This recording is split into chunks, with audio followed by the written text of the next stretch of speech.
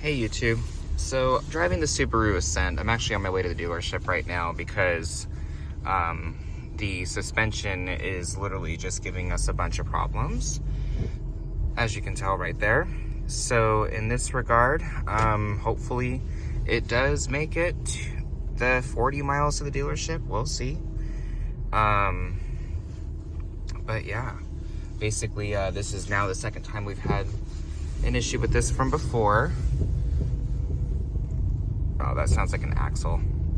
But basically, we could have blown the shock on the right side again for that matter. But of course, if that's going to be the case, then yeah, annoying.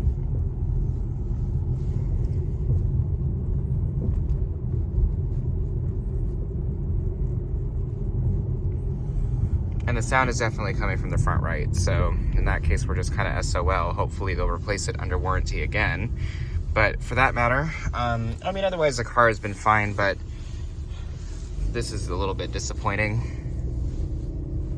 70,000 miles and it's on its second set, at least on the right side, of shocks. So if that's the case, it could be an axle, something else could be broken, but that's where we're at. So anyway, folks, we'll go ahead and update with the repair once we get the car back.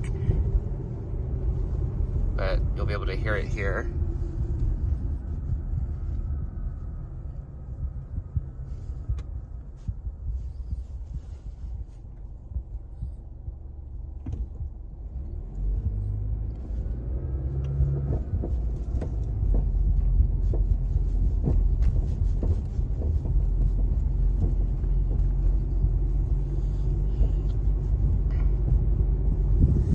All right. That's, I guess, the noise that it's making. So let's go ahead and see what's going on.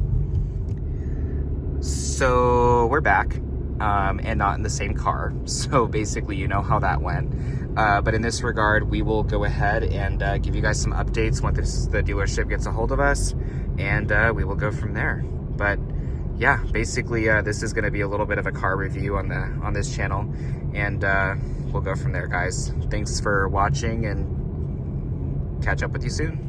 It's back. So the surgery was successful and it was exactly what I had thought it was. The strut failed again. Unfortunately, it seemed to only be the right-hand side. The left strut always seems fine, but the right-hand side, this is the second time this has had to be repaired. So a little bit of a backstory on it. At around 20,000 miles, we noticed that there was a big bang whenever the car would go over certain types of bumps. And the dealership could not replicate the issue. Of course, they don't want to take you with the tech to replicate it sometimes. So in this case, we were just kind of a sitting duck with it until the strut finally failed a year later. Now, this time around, we didn't get any warning whatsoever, and the strut failed again. What the dealership was telling me was that not only did the strut fail, but this little plate right here apparently was either missing or it wasn't aligned correctly or something along that sort. So the job was not done correctly. So the strut was replaced again, and hopefully this one is going to last longer than, 20, 30,000 miles, because it's kind of ridiculous. And they also ended up replacing the sway bar bushings because they were starting to go bad. Initially, I didn't think I was going to have that fall under the extended warranty just because the dealership was initially going to charge me for it, but they actually included it in the warranty work, so I was really happy about that. But in this regard, that's what happened. Unfortunately, the strut failed again, but they did replace it under warranty. It was an extended warranty, of course. But the car is now functional, and hopefully we'll have many more miles with it because car payments are just extraordinarily crazy right now. So that's that. But that's what happened. Unfortunately, the strut failed, but we got it resolved, and luckily it wasn't anything more serious.